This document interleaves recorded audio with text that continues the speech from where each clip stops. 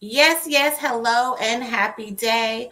Welcome to Leveraging Leads. This is a safe space of support and enhancement in order to get leads, which are referral partners, clients, customers, and even friends.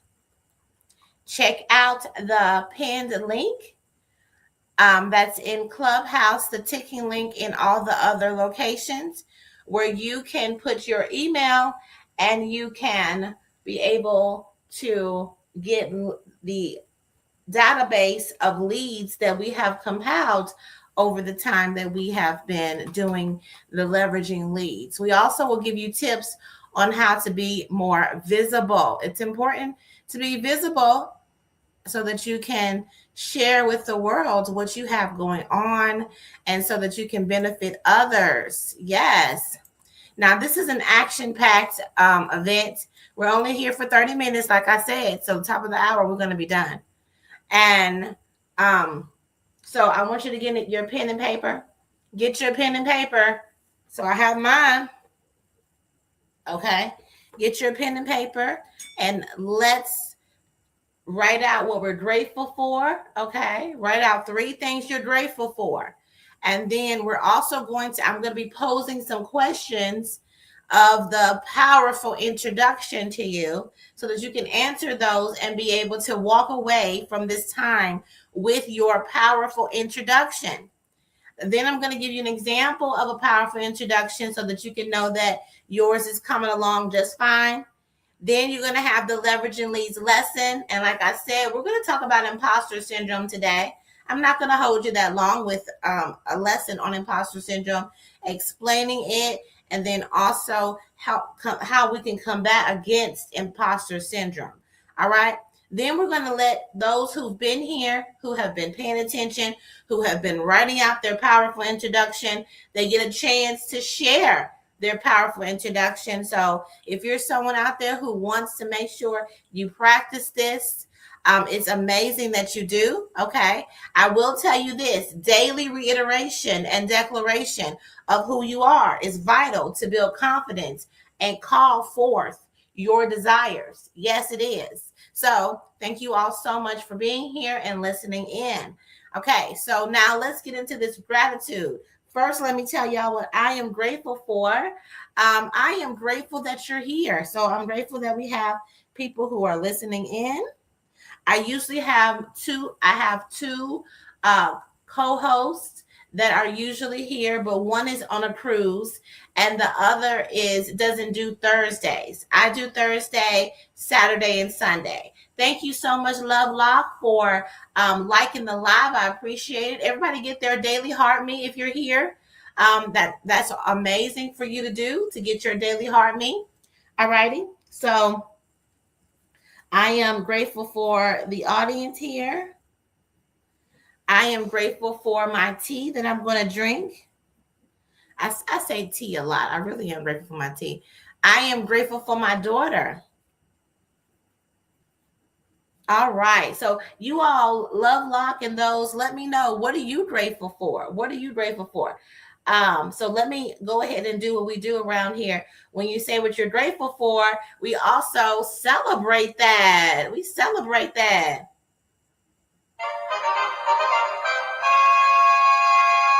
Yes, we do. We celebrate that.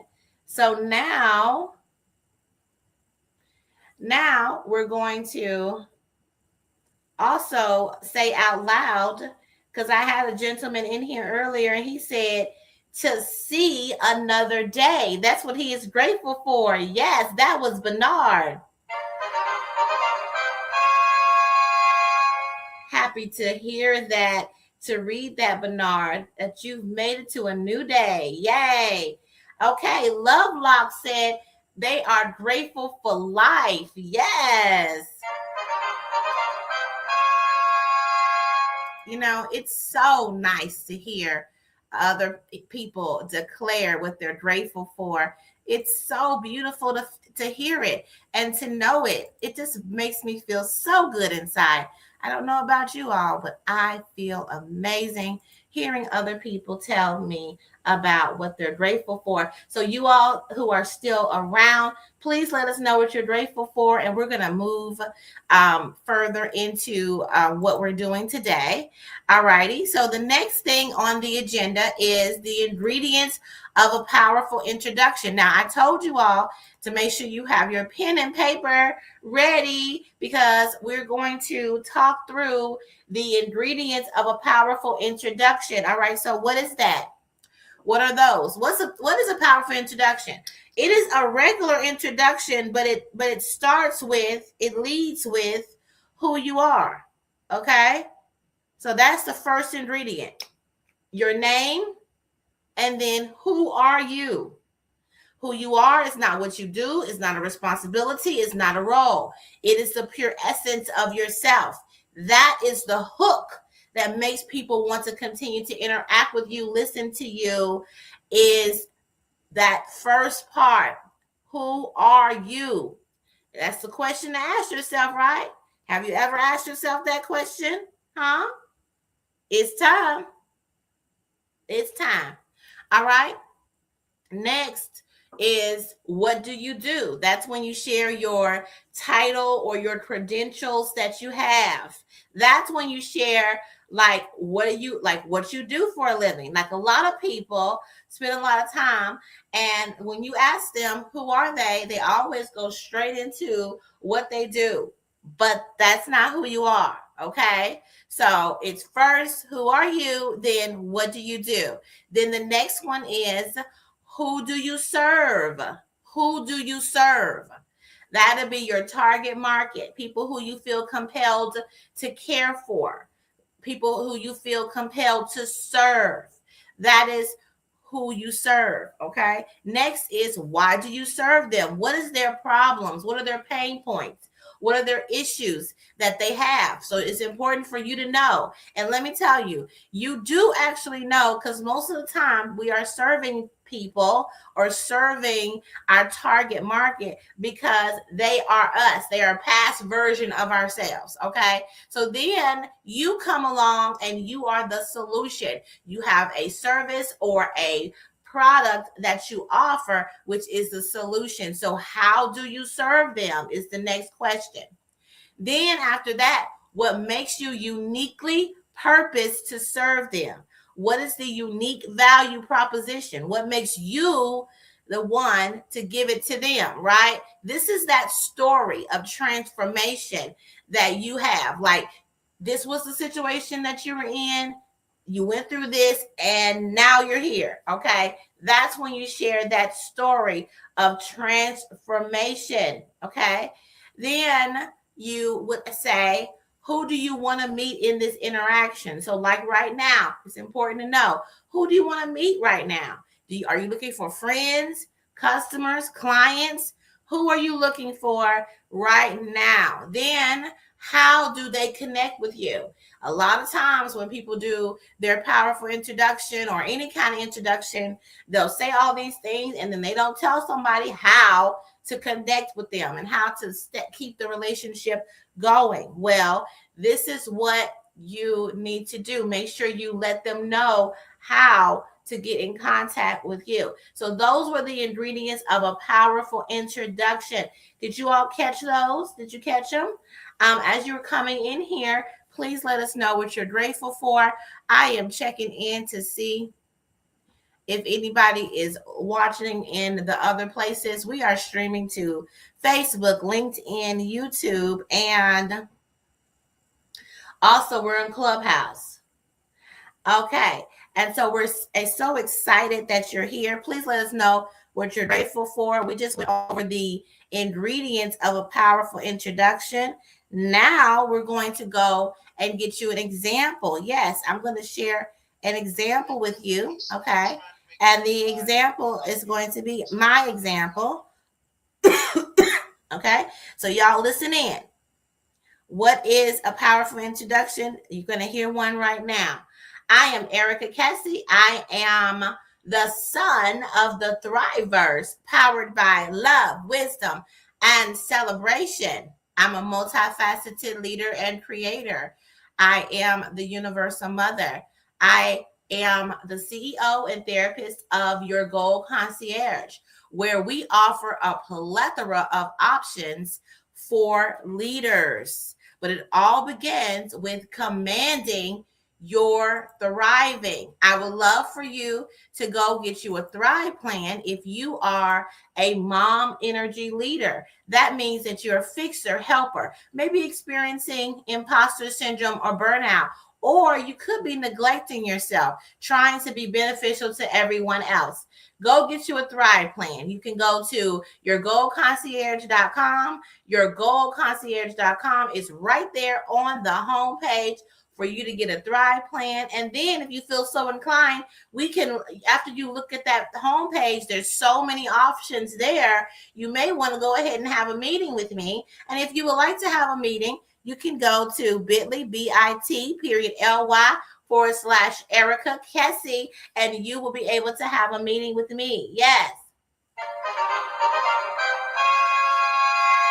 That is a powerful introduction. Yes. Okay, I've seen some gratitude come through here. Hello, Clef Nation. Hello, Unana. Gratitude. Thank you so much for the Daily Hard Me. Thank you so much for coming in here. I'm grateful for health. Yes. Unana. Yes, grateful for health. Clef Nation, what are you grateful for? Thank you for tapping the screen. Thank you for being here. All right. And so now we're going to go. So we've done all the components. Now we're going to talk about imposter syndrome. Yes, imposter syndrome. It's not too late for you to share what you're grateful for, and also to be creating while we're talking about imposter syndrome, answering those questions that I just posed to you. What are those questions? Okay. What are the answers to those questions so you can create your powerful introduction? That's the whole reason that we're here. Clef Nation says, I'm grateful for strength and peace of mind. Yes. I just love hearing people's gratitude. It just makes me so happy.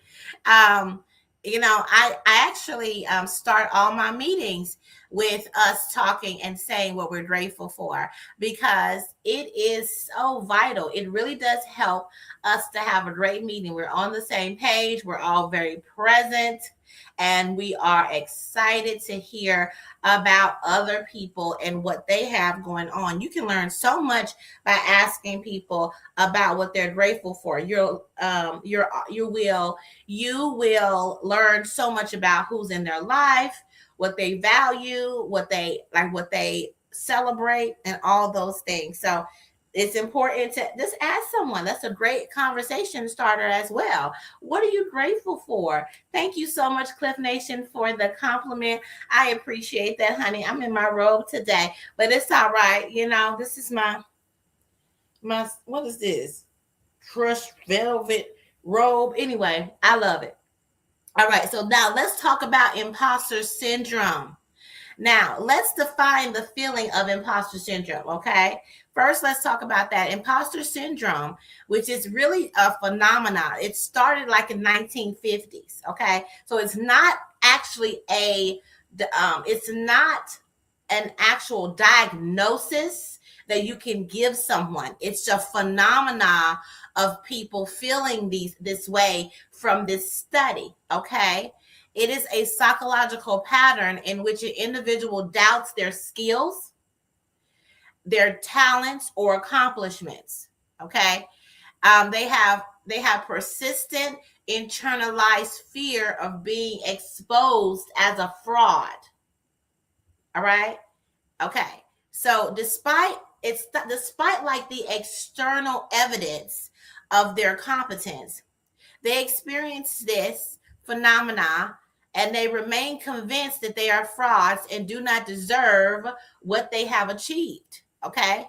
They falsely attribute their success to luck, good timing, or deceiving others into thinking they are more intelligent and competent. All right. But I love that it said, okay, it's important to know that there is external evidence that you are not an imposter. So imposter syndrome only happens to people who are actually successful. So a man that is freeloading on somebody's couch is not particularly experiencing imposter syndrome because they're not out here doing things and knowing that success is happening to them. Okay. Just want to let you know. Okay. So imposter syndrome is something that has been built up inside of you, probably because of people actually not acknowledging you, not really letting you know that you've been successful. Also, this whole drive that we have where we have to keep pushing, and achieving without even celebrating all the things that we've done on a regular basis. Okay. That is why imposter syndrome happens. You're trying to achieve more and more instead of really savoring and just being there and reveling in what you've been able to accomplish. Okay. Let me tell you who truly experiences imposter syndrome. It is the superstars, it's the superheroes, it's the rugged individualists, it's the perfectionists, it's the people who are specifically working to be amazing. Okay. The ones who are natural geniuses, experts. These are the people who experience imposter syndrome. So how do you fix it?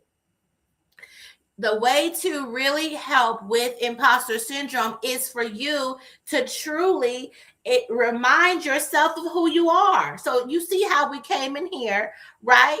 And that's one of the main things we do. We talk about gratitude, and then we also talk about who you are, because when you're clear about who you are, no one can tell you that you're not amazing and that you should be experiencing imposter syndrome. Okay.